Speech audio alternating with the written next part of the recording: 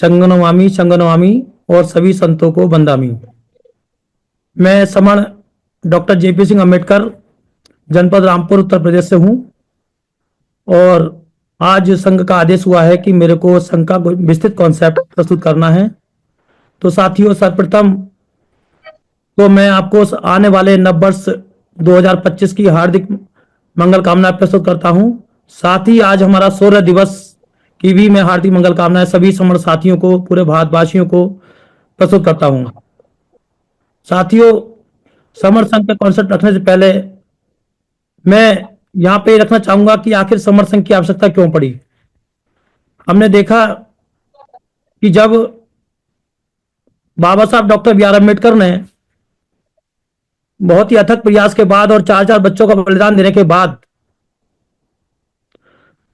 74 वर्ष से पहले उन्होंने 74 वर्षों का भारत संविधान उनको दिए हुए हो गए और वो भारत का संविधान जो बाबा साहब के सपनों का संविधान था, जो आधुनिक भारत का संविधान था, जिसमें उनकी संकल्पना थी कि ये समता, स्वतंत्रता, बंधुत्व और न्याय स्थापित करना और एक शानदार देश की को स्थापित करने की उनकी संकल्पना थी, लेकिन वह अभी तक भी पूरी नहीं हो पाई है। क्योंकि बाबा साहब डॉक्टर बी आर अम्बेडकर ने जब संविधान दिया था तो उसमें हमारे हक अधिकार सुरक्षित कर दिए थे और एक ऐसे विधान को लात मारी थी जिसमें हमको सिर्फ जानवर से ही बदतर बना दिया गया था, समणों को। तो ऐसे विधान को लात मारते हुए उन्होंने अपने टैलेंट के जरिए हमको वो अधिकार दिया, वो संविधान दिया जिसमें समता, स्वतंत्रता, बंधुत्व और न्याय स्थापित होना था। लेकिन वह नहीं हो पाया क्योंकि बाबा साहब डॉक्टर बी आर अम्बेडकर ने कहा था कि शिक्षित बनो, संगठित हो, संघर्ष करो, एजुकेट, एजिटेट, ऑर्गेनाइज। लेकिन हमारे जो क्रांतिकारी साथी हैं उन्होंने मेहनत तो बहुत करी। शुरू में उन्होंने संगठन बनाए और संगठन के साथ साथ क्रांतिकारी काम भी किए और जब शुरू में काम किया तो हमें सफलता भी मिली, क्योंकि उस टाइम हमारे जितने भी क्रांतिकारी साथी थे उन्होंने देश हित में, समणों के हित में काम करने का प्रयास किया। लेकिन काम करते करते जैसे उनको चस्का लग गया, उनको टेस्ट लगा, तमाम सारी बीमारी लग गई और बीमारी के चलते चलते उन्होंने 29 लाख संगठनों में पूरे सिस्टम को तोड़ दिया, बांट दिया। यानी कि कह सकते हो कि बाबा साहब डॉक्टर बी आर अम्बेडकर के 29 लाख टुकड़े कर डाले। जबकि बाबा साहब तो एक संगठित होने का आदेश देकर गए थे। बाबा साहब के साथ साथ तमाम हमारे महापुरुष जिन्होंने कहा था कि इकट्ठे रहना, संग रहना, संग में रहना, लेकिन हमने उनकी एक बात ना मानी और कोई अपनी दुकान बनाने में, कोई गुरुद्वारा बनाने में, कोई आश्रम बनाने में, मठ बनाने में, लाइब्रेरी बनाने में, विद्यालय बनाने में, ट्रेनिंग इंस्टीट्यूट बनाने में हम मस्त हो गए और हम सब इसके मालिक बनकर बैठ गए और हम व्यक्तिगत प्रैक्टिस करते रहे। हमने कभी भी अपने मिशन और समाज को नहीं देखा और इसी में प्रैक्टिस करते गए। इसी के साथ साथ धार्मिक, राजनीतिक, तमाम विद्यार्थियों के संगठन, तमाम युवाओं के संगठन, सरकारी संस्थाओं के तमाम संगठन में तमाम पदाधिकारी बनते चले गए और हम अपने अपने संगठनों में मस्त हो गए और उनमें काम करने लगे। सभी संगठनों ने यह प्रयास किया कि हम इकट्ठा हो जाएं। इकट्ठा करने का काम सबने किया, लेकिन आज तक कोई भी संगठन आपस में इकट्ठे नहीं हो पाए। चूंकि वो इकट्ठा करने की बात तो करते हैं, लेकिन कहीं ना कहीं वे अपने स्वार्थों के चलते, अपने छोटे छोटे एजेंडों को लेकर चलते हैं और वो अपनी विचारधारा से भटक जाते हैं। ऐसी स्थिति जब देखी तो उसमें तमाम चिंतन मंथन किया गया तमाम साथियों के द्वारा। जैसे हमारा पुराना बामसेफ था, उसमें भी जब लोगों को, साथियों के द्वारा देखा गया कि तमाम कार्य करने के बाद भी, पूरी जिंदगी लगाने के बाद भी, जैसे कि हमारे एक साथी अभी कह रहे थे कि 20 साल मेरे को बामसेफ में काम करते हो गए और मैं क्षुब्ध हो गया कि किसी न किसी आधार पर संगठन के फिर टुकड़े पर टुकड़े होते चले जाते हैं। तो बहुत पीड़ा होती है कि जब हम काम भी पूरी मेहनत से करते हैं, शिद्दत से करते हैं और रिजल्ट नहीं आ पाता तो मन टूट जाता है, हम टूट जाते हैं। तो इन सबको टूटे हुए साथियों ने, जो कि चिंतनशील थे, बहुत ही मेहनत कश लोग थे, जिन्होंने पूरी जिंदगी अपनी लगा दी, उन्होंने तमाम अथक प्रयास किया, चिंतन मनन किया और तब जाके कई कई बैठकें करी, तो पहले बी द पीपल का कॉन्सेप्ट लेके आए। Be the people of India का मतलब हम भारत के लोग, ये उन्होंने बनाया कि चूंकि बाबा साहब ने भी कहा था इकट्ठे रहो, तो उन्होंने समझा कि जुड़ने और जोड़ने का काम हम शुरू करना चाहिए। जब तक हम जुड़ेंगे नहीं तब तक हम जीतेंगे नहीं। इस कॉन्सेप्ट को जब वो लेके आए, लेकिन जैसे ही जोड़ने का काम शुरू किया तो उसमें तमाम ऐसे स्वार्थी साथी भी आ गए जिनको अपने पद प्रतिष्ठा मंच और इन सब का में लालच था, राजनीति में जाने का लालच था, सांसद विधायक बनने का लालच था। ऐसे लोग भी उसमें आ गए। जब ये स्थिति देखी तो फिर दोबारा फिर संघ बैठा, फिर साथी लोग बैठे, फिर चिंतनशील किया, फिर उन्होंने मंथन किया और फिर बी द पीपल भी उनको छोड़ दिया उनके सहारे कि ये बी द पीपल में आप लोग काम करो तो आप करते रहिए, क्योंकि बी द पीपल एक तरह के नहीं, कम से कम बी द पीपल के नाम से भी हजारों संगठन है, हजारों कार्य कर रहे हैं। तब जाके फिर जब ये देखा कि इससे भी सफलता नहीं मिलने वाली, तब जाके देखा कि जो हमारे तथागत बुद्ध थे उन्होंने भी समलों को इकट्ठा करके ही धार्मिक संघ बनाया था। और वह धार्मिक संघ जिसमें कोई भी व्यक्ति आ सकता था। उन्होंने भी देखा कि बिना इकट्ठे किए हमें सफलता नहीं मिल सकती, अपने उद्देश्य की प्राप्ति नहीं कर सकते। लेकिन साथियों मैं आपको बता दूं, जब बुद्ध ने यह संघ बनाया तो संघ से पहले जब सिद्धार्थ थे, लड़के थे, तब वह भी शाक्य संघ के सदस्य थे। और शाक्य संघ के सदस्य होने के कारण वह उसके तरफ से अपना पक्ष रखते थे। लेकिन एक बार पानी के विवाद को लेकर शाक्य समर संघ और कोलीय समर संघ में आपस में विवाद हो गया, जिसको लेकर संघ ने आदेश दिया कि भाई अब युद्ध किया जाए। लेकिन संघ के आदेश को बुद्ध ने नहीं माना और बुद्ध को संघ के आदेश को ना मानने के क्रम में बुद्ध को सजा सुनाई गई, पनिश किया गया, जिसके चलते बुद्ध को घर त्यागना पड़ा। जब संघ के आदेश एक राजा के बेटे को ऊपर हुआ तो उसने संघ के आदेश को मानना पड़ा और उसके बाद उसे घर त्यागना पड़ा। तब उन्होंने भी एक अपना धार्मिक संघ बनाया, भिक्खु संघ बनाया। लेकिन जो बुद्ध का भिक्खु संघ था उसमें कोई भी व्यक्ति आ सकता था, इसमें वो सिर्फ धार्मिक होना चाहिए। लेकिन जब ये स्थिति देखी गई कि तमाम जब हमारे संघ में जब सभी तरह के लोग आए तो कुछ बमण लोग भी आ गए। चूंकि जो समण हुआ करते थे वो भारत की, जब प्राचीन भारत से पुरातन जब संविधान में बुद्ध जब आए थे, बुद्ध का संघ आया था, उससे भी पुरातन जो संघ था वो समण संघ था, जिसमें समण रहा करते थे। और उन समणों के साथ साथ जब बुद्ध थे तो उसमें वमण भी आ गए और बमणों ने बुद्ध के संघ को नुकसान पहुंचाया और जो समण संघ था उसको भी नुकसान पहुंचाया। साथियों, समण वह पुराना महाभारत जो जम्मू द्वीप, गोंडवाना लैंड, आज का भारत, पाकिस्तान, बांग्लादेश, भूटान, नेपाल, अफगानिस्तान और ईरान का कुछ हिस्सा और चीन का कुछ हिस्सा, म्यांमार का कुछ हिस्सा आदि मिलाकर हमारा महाभारत बनता था। वो तमाम हिस्से पर हमारे समणों का शासक रहा है। उस टाइम के भारत को सोने की चिड़िया कहा जाता था। उसमें जितने भी समर थे वे समता, समानता, बंधुता और न्याय के कॉन्सेप्ट पर काम करते थे। लेकिन उसके बाद कुछ बमणों की एंट्री हुई और बमणों ने समणों के उल्टा काम करना शुरू कर दिया और उनके उलट जो काम करते थे उनको हम बमण कहते थे, ब्राह्मण कहते थे। और उन्होंने जो है संघात किया और इस समण संघ को नुकसान पहुंचाने का काम किया। समण संघ को जब नुकसान पहुंचाया तो इसको संस्कारित कर दिया और संस्कारित करते करते उन्होंने समण को श्रमण बना दिया। और श्रमण संस्कृत का शब्द है, चूंकि संस्कारित पाली भाषा को संस्कारित करके संस्कृत बना है और संस्कृत और समण को संस्कृत संस्कारित करके श्रमण बना। और श्रमण बनाना शब्द अलग बात है, लेकिन श्रमण बनाते ही उसका शब्द, उसका अर्थ भी चेंज कर दिया। श्रमण मतलब उन्होंने बना दिया श्रम करने वाले लोग, मजदूर लोग, परिश्रम करने वाले लोग, कर्मचारी लोग। जबकि हम तो इस देश के शासक थे। समणों का अर्थ होता है समण, समता में रमण करने वाले लोग। हमारे जो जितने भी समण थे वे चक्रवर्ती, प्रियदर्शी सम्राट अशोक, सम्राट चंद्रगुप्त, प्रियदर्शी सम्राट महान, बुद्ध, समण कबीर, समण नामदेव, समण सुद्दत अनाथ पिंडक, समण जीवक जो दुनिया के सबसे बड़े फिजिशियन और सर्जन रहे, समण चंद्रगुप्त मौर्य, जिन्होंने सबसे बड़ी सेना की स्थापना की, और दुनिया का सबसे अच्छा और विस्तृत संविधान देने वाले समर डॉक्टर बी आर अम्बेडकर, समर उधम सिंह, समर पेरियार, और करोड़ों ऐसे अरबों हमारे समर, जिन्होंने दुनिया को बहुत कुछ देने का काम किया। तब हमारे हमारे समर जो थे सम्राट थे, और सम्राटों ने श्रमिक बना दिया।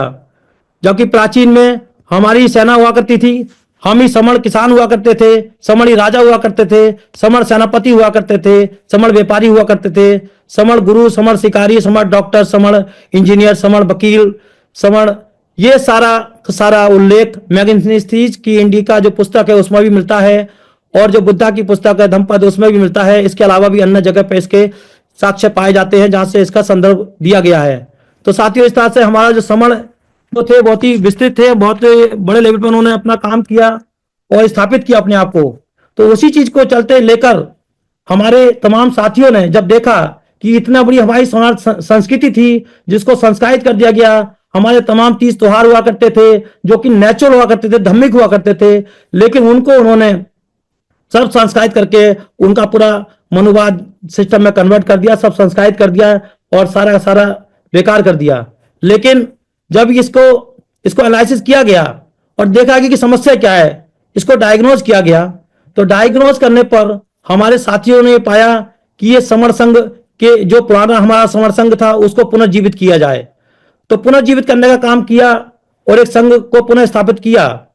क्योंकि अशोक के समय भी 16 महाजनपदों का गणराज्य संघ था। अमेरिका इतना बड़ा राष्ट्र है, वो भी तमाम सारे राज्यों का एक संघ है। इसका मतलब यह है कि यूनाइटेड ऑफ स्टेट, हमारा जो इंडिया है, भारत है, वो भी यूनियन ऑफ द स्टेट है। तो इस तरह से यह है कि सबको यूनियन में मतलब संघ में रहना चाहिए। इसका जब अध्ययन किया, अध्ययन करने के बाद, इसका डायग्नोज करने के बाद कुछ ऐसी बीमारियां सामने आई जिसकी वजह से हमारे बाबा साहब डॉक्टर बी आर अम्बेडकर के द्वारा जो इतना शानदार लोकतांत्रिक व्यवस्था दी गई थी जिसमें समता, स्वतंत्रता, बंधुत्व और न्याय पर आधारित थी, वो भी स्टैब्लिश नहीं हो पाई। और स्टैब्लिश होना तो अलग बात है, जो हमारे हक अधिकार बाबा साहब ने दिए थे वो हम बचा भी नहीं पाए। जबकि बाबा साहब ने कहा था कि अगर इन अधिकारों को आगे न बढ़ा सको तो इनको जाने मत देना, इनको सुरक्षित रखना, लेकिन नहीं रख पाए। उसके पीछे कुछ बीमारी थी, वो बीमारी मैं आपके सामने थोड़ा सा सूक्ष्म में प्रस्तुत करता हूं। समर संघ ने तय किया कि समर संघ में जोड़ने का काम तो करना है, लेकिन साथ साथ में जो हमारी बीमारी है, जो हमारे समड़ों को बीमारी लग गई है, जो बमड़ों की जो बाहर से आई बीमारी हमारे समड़ों को लग गई, वो बीमारी क्या है, तो उस पर काम किया।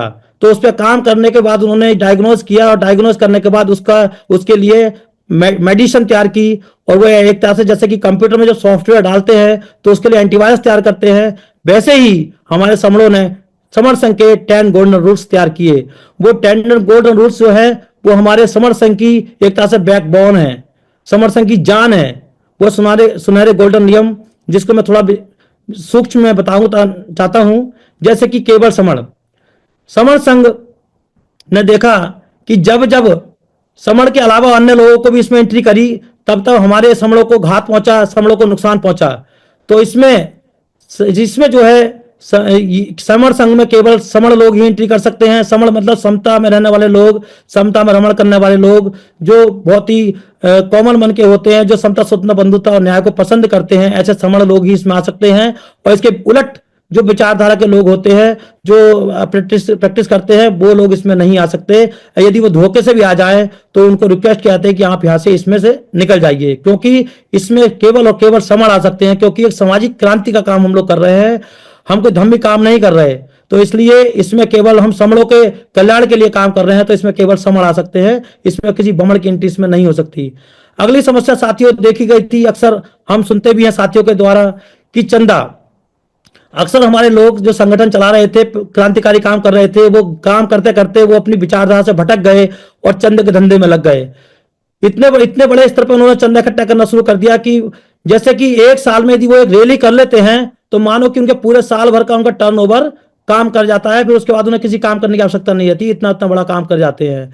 जब हमारा सत्र लगता है संसद में, तो उसके टाइम जो हमारा जंतर मंतर है उसको बुक कर लेते हैं और मात्र 2-2.5 लाख रुपए के खर्चे में वो सारा कार्यक्रम हो जाता है। और उसके लिए करोड़ों रुपया हमारे संगठन इकट्ठा कर लेते हैं, एक एक संगठन करोड़ों लोग इकट्ठा कर लेते हैं पैसे। तो इस तरह से वो पैसा इकट्ठा करते हैं और उसके बाद सारा पैसा अपने पास रख लेते हैं और उस पर कुंडली मार के बैठ जाते हैं, और फिर उसके बाद किसी दूसरे को मौका भी नहीं देते। तो इस तरह से समर संघ ने यह तय करा कि इसमें चंदे का अभ्यास नहीं होगा, चंदा नहीं लिया जाएगा, क्योंकि हमारे पूर्वज ने भी कभी चंदा लेने का काम नहीं किया। उन्होंने सिर्फ अपना अपना, सबने बैठ के हम संघ में बैठक करते थे, विचार विमर्श करते थे, और जो संघ में जो प्रस्ताव पास होता था उसके प्रस्ताव के अनुसार हम पैसा आपस में कंट्रीब्यूट करते थे, सहयोग करते थे, और आपस में मिलकर उस काम को करते थे, और बड़ा बड़ा काम हम बहुत ही आसानी से और चुटकी बजा के टाइम पर कर लिया करते थे। तो इसलिए चंदे का अभ्यास समर संघ में नहीं होता, जातीय अभ्यास कभी नहीं। तो हमने देखा कि तमाम हमारे साथी, बहुत ही क्रांतिकारी साथी, जो कि बहुत ही दावे करते हैं कि हम इतना बड़ा काम करते हैं, हमने इतनी बसें लेके गए, इतने इतने लोगों को इकट्ठा कर दिया, इतने वहां पे रोड प्रदर्शन करे, इतनी ट्रेनें रोकी, लेकिन और तमाम जातियों के आधार पर तमाम संगठन बना डाले। लेकिन साथियों, आप ये बताइए कि जातियों पे अगर प्रैक्टिस करेंगे तो क्या हमारा समाज इकट्ठा हो सकता है? बाबा साहब डॉक्टर बी आर अम्बेडकर ने बहुत ही मेहनत के बाद 6,743 जातियों को एक संघ में यूनाइट किया। वो संघ था SC ST और OBC में, वो सारी जातियों को इकट्ठा किया। मान्यवर काशीराम जी आए, उन्होंने उस SC ST OBC को भी एक जगह इकट्ठा करके संघ बनाया, जो बहुजन संघ बना। और संघ बना तो हम एक एक बार नहीं, 4 4 बार सत्ता में भी आए, लेकिन जैसे सत्ता में आए हमारे तमाम साथियों के, हमारी इच्छाएं जागृत हो गई। सब अपने टीवी और बीवी में, अपने मकान और दुकान में बिजनेस में मस्त हो गए, और अपने अपने चेहरा, अपने अपने झंडा चिपकाने के चक्कर में सब ने अपने अपने अलग जाति और आपस अपने संगठन बना डाले, और जातियों पर गर्व करने लगे। गर्व से कहो मैं ये हूँ, गर्व से करो हम वो हूँ। तो जब सब हम अलग अलग गर्व करेंगे अपनी जातियों पर, तो जातियों में हम कभी इकट्ठे नहीं हो सकते। जबकि हम 85% हैं, और 85% समर यदि इकट्ठे हो जाते हैं तो हम एक बहुत बड़ी ताकत बन जाते हैं। लेकिन वो नहीं हो पाए, इसलिए क्योंकि हम जाति पर अलग अलग प्रैक्टिस करते रहे। जबकि बाबा साहब डॉक्टर बी आर अम्बेडकर, जो कि इतना अध्ययन करने के बाद भी वह इस रिजल्ट पर पहुंचे कि जाति उनको कहीं भी मिली नहीं, कहीं भी उनको ऐसा नहीं मिला कि जाति किसने बनाई, जाति कब बनी, किसकी जाति छोटी थी, किसकी जाति बड़ी थी, कौन सी जाति कब बनी, कौन सी जाति कब बनी, इस टाइप का उनको कहीं भी कोई भी संदर्भ, कोई उल्लेख नहीं मिला। अंत में बाबा साहब ने यही कहा कि जाति जो है वो मनो का वहम है। जाति की प्रैक्टिस जिस दिन आप खत्म कर देंगे, उस दिन स्वतः ही जाति खत्म हो जाएगी। जाति वैसे ही है कि जैसे मानो तो पत्थर को मानो तो भगवान, और ना मानो तो पत्थर, वही वाला कॉन्सेप्ट जाति का भी है। आज ही आप प्रैक्टिस, आप जाति की बंद कर देंगे तो आज ही हमारी जातियां खत्म हो जाएंगी। जातियां जो है वो एक तरह से हमारी पहचान होती है। आप वर्तमान में देख सकते हो, वर्तमान में जैसे उस टाइम हम जो काम करते थे वो हमारी जाति बन गई। आज हम जो काम करते हैं तो आज कोई IAS बनता है, कोई HM बनता है, कोई CO बनता है, कोई कोई दरोगा बनता है, कोई CA बनता है, कोई डॉक्टर बनता है। तो इसका मतलब वो हमारा काम हो गया, तो वो हमारी पहचान हो गई, तो वो ही जाति हो गई। तो इस तरह से आज तो लाखों लाखों जातियां हो गई हमारी, तो तमाम लाखों जाति हो जानी चाहिए। तो साथियों, ये हमारी पहचान है, बाकी जाति का कोई अस्तित्व नहीं होता है। जो व्यक्ति काम करता है उसकी पहचान ही उसकी जाति होती है। आज हम उसकी प्रैक्टिस खत्म कर देंगे तो आज ही जातियां खत्म हो जाएंगी। अगला है साथियों केवल संघवाद। अक्सर देखा गया कि हमारे जो क्रांतिकारी साथी काम कर रहे थे, तो उसमें वह जब वो एक संगठन बनाते हैं तो उसके बायलॉज बनाते हैं 4 लोग मिलकर, और उसका एक अकाउंट खोल लेते हैं, और फिर उसके बाद उसमें जो लीडर होता है वह लीडर के अकॉर्डिंग पूरा सिस्टम चलता है। उसमें नेतावाद, एकलवाद, राजावाद, रानीवाद, तानाशाही के रूप में वहां पे ऑर्डिनेंस पास कर दिए जाते हैं, आदेश दे दिए जाते हैं, उसके अनुसार ही पूरे लोग उसके अकॉर्डिंग काम करते हैं। अब वो चाहे तो अपने विरोधियों के साथ शामिल हो जाए और सारी सारी जनता को, विरोधियों को बेच के आ जाए। क्योंकि ऐसा देखने में मिला है, तमाम बड़े बड़े संगठन हो गए, जैसे उनके लीडर को जब ताकत में आए, उनको ताकत मिली, तो उसके बाद उन्होंने अपने आप को अपोजिट विचारधारा के साथ समर्पण कर दिया, सरेंडर कर दिया, और उनका पट्टा पहन लिया। और उनका पट्टा ही नहीं पहना, फिर उनके विचारधारा का के अनुसार भौंकना शुरू कर दिया, बोलना शुरू कर दिया, और अपनी जो आइडियोलॉजी के अनुसार जो एक उन्होंने स्टेटस बनाया था जिसमें उन्होंने चंदा भी लिया, लोगों को यूज भी किया, उस समाज को भूल गए। तो समर संघ जो कहता है वो समड़ों के लिए काम करता है, समड़ों की आइडियोलॉजी के लिए काम करता है, और समड़ों का एक संघ होता है, और संघ में सिर्फ संघवाद पे ही, जो संघ निर्णय लेता है उस पर ही काम करता है। इसमें व्यक्तिगत किसी की व्यक्ति की कोई भी इंपोर्टेंस नहीं दी जाती। अगला है साथियों पद प्रतिष्ठा मंचमाला कभी नहीं। आपने देखा तमाम हमारे संगठन, तमाम क्रांतिकारी साथी, जैसे कि वर्तमान में वाम से जैसे संगठन, और भी तमाम जैसे राष्ट्रीय बौद्ध महासभा, और भी तमाम ऐसे संगठन हैं, सबको भारतीय बौद्ध महासभा, जिस तमाम तमाम पदों के चक्कर में, प्रतिष्ठा के चक्कर में, किसी को माला नहीं मिली, किसी को मंच नहीं मिली, उस चक्कर में सबके सब एक दूसरे की कोई नई बात बताओ इसके अलावा गोल्डन रूल के। हैं? बोलिए बोलिए सर, बोलिए, आप बोलिए। हाँ, एक मिनट सर प्लीज। मैं दो सूक्ष्म बता रहा हूँ। तो इस तरह से तमाम पद प्रतिष्ठा मंचमाला की प्रैक्टिस करने लगे, जिस कारण किसी को पद नहीं मिलता तो वो अलग संगठन बना लेता है, किसी को प्रतिष्ठा नहीं मिलती तो वो अलग संगठन बना लेता है, किसी को मंच नहीं शेयर हुआ तो वो अपना नाज का अलग चला गया। तमाम संगठनों ने बहुत जोड़ने का प्रयास किया, लेकिन सब कहते हैं कि आ जाओ, लेकिन मेरी शरण में आ जाओ, मेरे बैनर के तले आ जाओ, मेरे झंडे के तले आ जाओ। जब सबके झंडे अलग अलग है, सबके बैनर अलग अलग है, तो एक जैसे इकट्ठे हो कैसे सकते हैं? नहीं हो सकते ना। लेकिन समर संघ यहाँ पे ये कहता है कि हमारा सबका मिलकर जो संघ बनता है उसमें कोई बड़ा नहीं, कोई छोटा नहीं, किसी की पद नहीं, किसी का प्रतिष्ठा नहीं, किसी को माला नहीं पहनाई जाती, किसी को मंच पर नहीं बैठाया जाता, सब एक समान है। या तो सब धड़ी पे बैठेंगे या सब कुर्सी पे बैठेंगे, यहाँ पे कोई मंच नहीं लगता। अगला पंजीकरण कभी नहीं। पंजीकरण पंजीकरण किसी व्यक्तिगत वस्तु का होता है। मान लो मैंने कोई मकान खरीदा, मैंने कोई दुकान खरीदी, मैंने कोई गाड़ी खरीदी, तो उसका भुगतान मेरे द्वारा किया गया तो उसका रजिस्ट्रेशन मेरे नाम से होगा, तब उसका रजिस्ट्रेशन मेरे नाम से होगा। लेकिन समर संघ जो है सबका है, 120 करोड़ लोगों का है, इसलिए इसका कोई पंजीकरण कर नहीं सकता। होगा तो किसके नाम पर होगा, इसलिए इसका पंजीकरण कभी होता नहीं, क्योंकि इसका खाता भी कोई नहीं होता। अगला संघ अधिदेश सबसे ऊपर। इसमें जैसे कि आपके हमने देखा भारत की जो संसद है उसमें जैसे हमारे सांसद विधायक अपना प्रस्ताव रखते हैं और वहां का जो सभापति होता है उसके जो प्रस्ताव में जो अच्छा प्रस्ताव होता है उसके अनुमोदन से वो कानून बन जाता है। उसी प्रकार हमारे समर संघ का हाउस लगता है, प्रत्येक 1 तारीख को हाउस लगता है। इसके अलावा तमाम फिजिकल हाउस लगते हैं। और फिर उन सारे में जो हमारे साथी स्पोक्स हैं वो उनको लगता है कि इसमें कोई नियम लाना चाहिए, तो वह संघ में उस हाउस में अपना प्रस्ताव रखते हैं। यदि प्रस्ताव वो सर्वसम्मति से सबकी सहमति मिल जाती है तो अंतिम जो हमारे उस दिन के सभापति होते हैं उनके द्वारा उनको अनुमोदन कर दिया जाता है, और वो जो अनुमोदन हो जाता है वही संघ का आदेश बन जाता है। तो इस तरह से संघ का जो आदेश बन जाता है वही संघ का कानून बन जाता है, और पूरा समर संघ फिर उसी कानून को मानने का काम करता है, उसी के अनुसार चलने का काम करता है। अगला साथियों, हमने देखा बहुत बड़ी बीमारी लोगों में लगी है राजनीति की। सबको लगता है कि राजनीति सब कुछ हो जाएगा। आप वर्तमान में देखिए, हमारा हमारा जब संघ मजबूत था तो हम सत्ता में आए और हमने राजनीति भी करी, लेकिन जैसे ही हमने अपने राजनीति को आगे बढ़ा दिया और संघ को पीछे हटा दिया, अपने मिशन को पीछे हटा दिया, अपने कैडर को पीछे हटा दिया, तो राजनीति धड़ाम से नीचे गिर गई।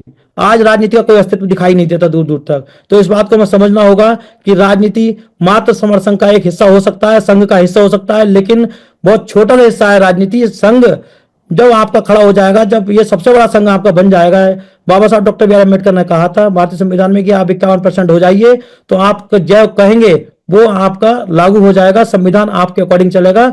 संविधान खुद पूछेगा बताओ क्या आदेश है, लेकिन आपको 51% होना है। जब 51% हो जाओगे तो चाहे राजनीति पार्टी आपकी हो या किसी और की हो, वो आपके घर आकर पूछेगी कि बताओ मुझे क्या आदेश है, मुझे क्या करना है, आपका कौन सा एजेंडा लागू करना है। तो इसलिए हमें संघ को मजबूत करने का काम करना है। राजनीति तो उसका एक छोटा सा हिस्सा है। अगला साथियों, संघ आता कि संघ में वापसी कभी नहीं। जो भी व्यक्ति इस 10 रन गोल्स के अलावा कोई संघ को नुकसान पहुंचाने का काम करता है, क्योंकि पीछे इतिहास में हमने देखा कि तमाम लोगों ने संघों को नुकसान पहुंचाए, क्योंकि उसमें बमण भी कहीं ना कहीं एंट्री होती थी, इसलिए इसमें केवल समण की एंट्री होती है। और इसके अलावा समण भी यदि कोई नुकसान पहुंचाने का काम करता है तो उसके साथ संघातक का रूल्स वो प्रस्ताव लाया जाता है, और यदि उसमें संघातक साबित हो जाता है तो फिर उसको इससे बाहर कर दिया जाता है। और वही बाहर नहीं होता, उसके आने वाली पीढ़ियों को भी इसमें एंट्री नहीं मिलती, और यदि उस पर घातक सिद्ध नहीं होता है तो वो बहाल हो जाता है। और 10वां जो गोल्डन रूल है, वह इस जो 9 विनय नियम है, हमारे जो गोल्डन नियम है, वह संघ के आधार है। ये ना कभी बदले जाते हैं, ना कभी खत्म किए जाते हैं, ना इनको अमान्य किया जाता है। समय के अनुसार यदि इसमें कोई बदलाव आता है तो इसको हम अपने बदल सकते हैं, इसको इसमें बदलाव ला सकते हैं, क्योंकि देखिए परिवर्तन ही आवश्यकता का नियम है। परिवर्तन बहुत जरूरी है। समय के अनुसार जो व्यक्ति नहीं बदलता, समय उसको बदल देता है। आपने देखा होगा कितनी नोकिया फोन को सुना होगा आपने, कितना कभी कहते थे नोकिया मतलब कोई नहीं, मतलब नोकिया नहीं तो कोई फोन नहीं। आज वो नोकिया कहीं देखने को किसी के पास नहीं मिलता। HMT घड़ी देखी होगी, किसी टाइम उसका नाम हुआ करता था, आज कहीं सुनने को देखने को नहीं मिलती। तो साथियों, कभी जमाना था हमारा संगठनों से काम चलता था, आज नहीं चल सकता। आज हमें अपने आप को अपडेट करना पड़ेगा।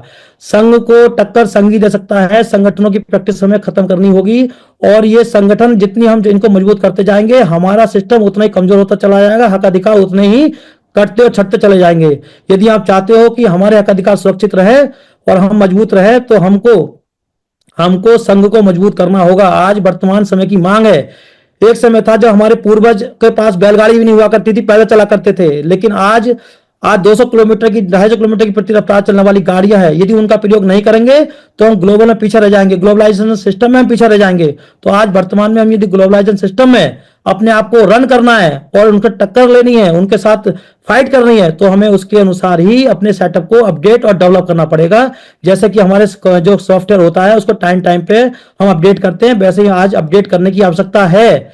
इसलिए मैं सभी साथियों से अपील करता हूं कि ये समर संघ है, इस कॉन्सेप्ट को बहुत ही शानदार से सुने और इसमें जुड़े, क्योंकि ये आज के टाइम का आधुनिक अपडेट है। इसमें नहीं आएंगे तो हमारे हक अधिकार एकदम चले जाएंगे। आप देख लो, आरक्षण खत्म हो गया, संपत्ति हमारे पास है नहीं, नौकरियां हमारे पास है नहीं, पढ़ने के बाद ही हमारे बच्चे मजदूरी करेंगे, और मजदूरी तब तक करेंगे जब तक उनको थोड़ा बहुत टाइम तक, उसके बाद मजदूरी भी नहीं मिलेंगी। वो स्थिति हो जाएगी जैसे हमारी पहले थी। इतने बाबा साहब ने इतना शानदार संविधान दिया है, उसके बाद भी हम इस बात को नहीं समझ रहे, तो इसको समझने की आवश्यकता है। इसके लिए मैं बता दूं साथियों, जो समर संघ है ना, वह खाली विचार नहीं देता। समर संघ जो है वो हमें एक ऐसी पहचान देता है जो वो जिसको हम कभी भुला नहीं सकते। जो जो समर पहचान है हमारी, वो मरते दम तक कभी हमारी खत्म नहीं होती, उसको कोई छीन नहीं सकता। ये अमिट पहचान है। यानी कि हम अगर यहाँ पर रहें या विदेश में रहें, कहीं भी रहें, किसी भी लेवल पर है, हमारी पहचान जो समण की पहचान है, मैं समण हूं, ये पहचान अमिट पहचान है। ये समण की प्रैक्टिस यदि हम सब कर लेंगे तो हमारी जातियां स्वतः ही खत्म हो जाएंगी। हमारा जो हमें जो दरिद्र बना रखा है, जो दलित बना रखा है, वो स्वतः ही खत्म हो जाएंगे। आप हम जितने तनाव में रहते हैं कि हमको शूद्र बना रखा है, ये लोगों ने बना रखा है, हम नहीं थे। हमारे पूर्वज शासक थे, हम समण थे, पुरातन समण थे, आज भी समण है और हमेशा रहेंगे।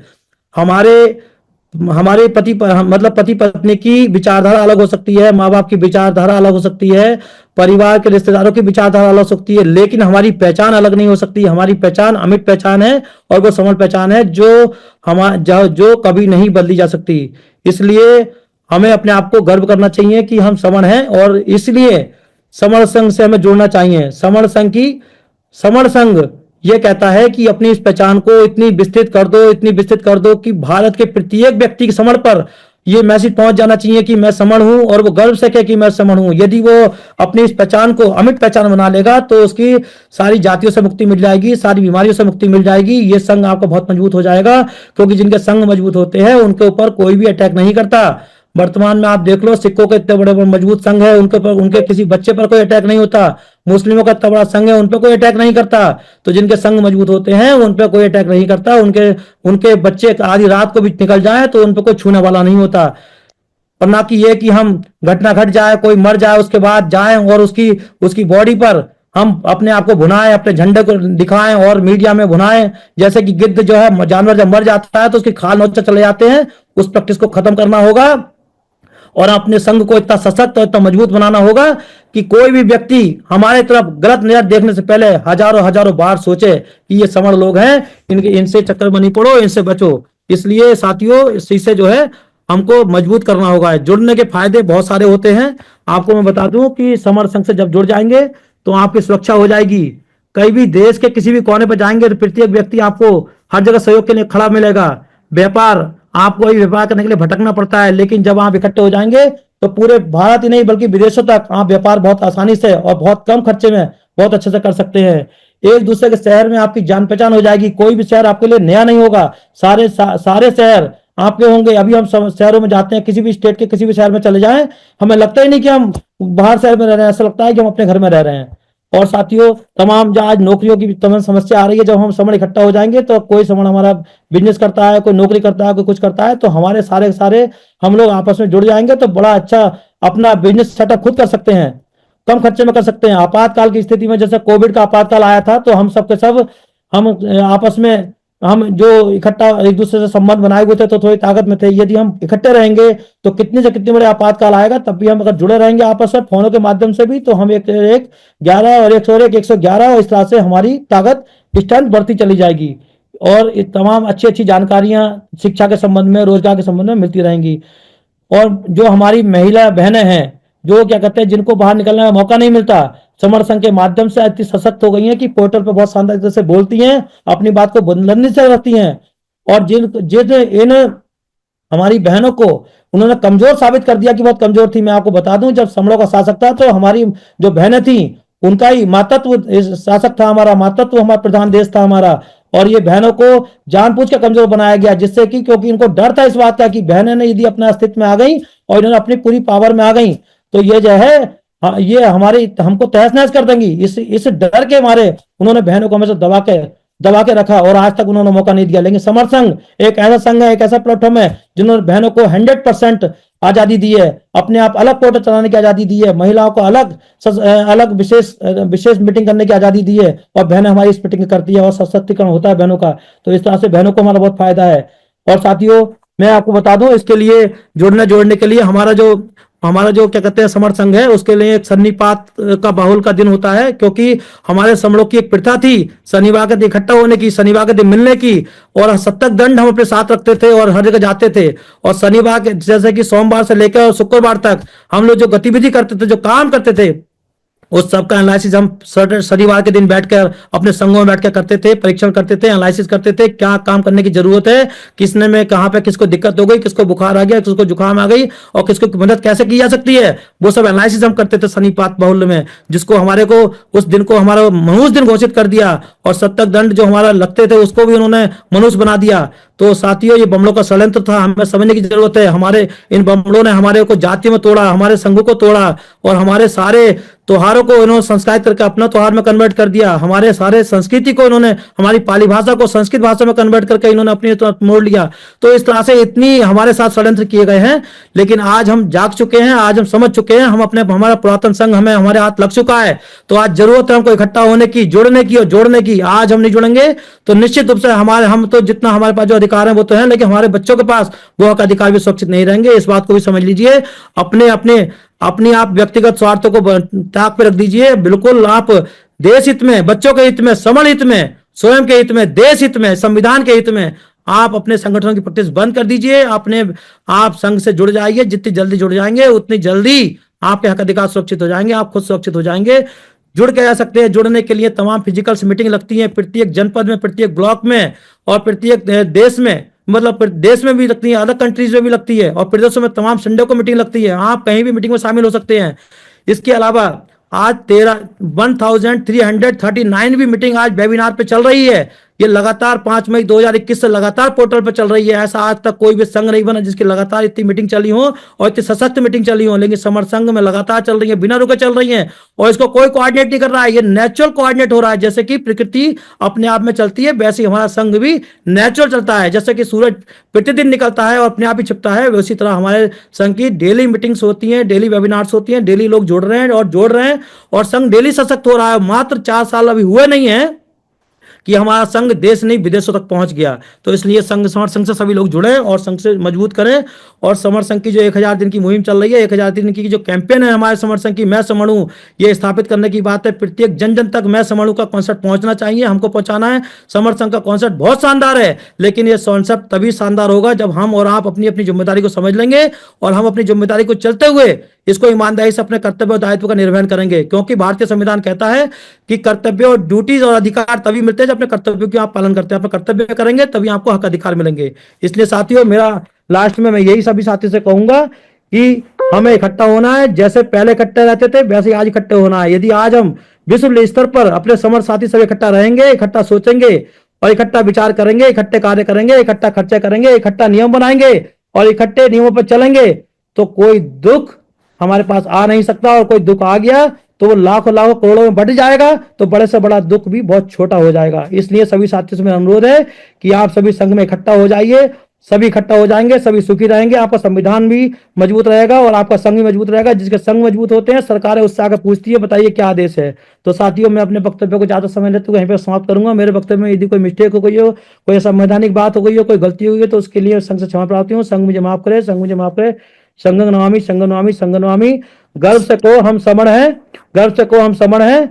जुड़ेंगे जीतेंगे, जिद है जुड़ने की। जब जुड़ेंगे तब जीतेंगे, जितना जुड़ेंगे उतना जीतेंगे, जहां जहां जुड़ेंगे वहां वहां जीतेंगे, जैसे जैसे जुड़ेंगे वैसे वैसे जीतेंगे, जो जो जुड़ेंगे वो जीतेंगे। जुड़ो और जीतो। हमारा संघ समर संघ, हमारा संघ समर संघ। नमो बुद्धाय, जय भीम, जय भारत, जय स्वामीनाथ। संघ नमामि, नमो बुद्धाय, जय भीम, जय भारत।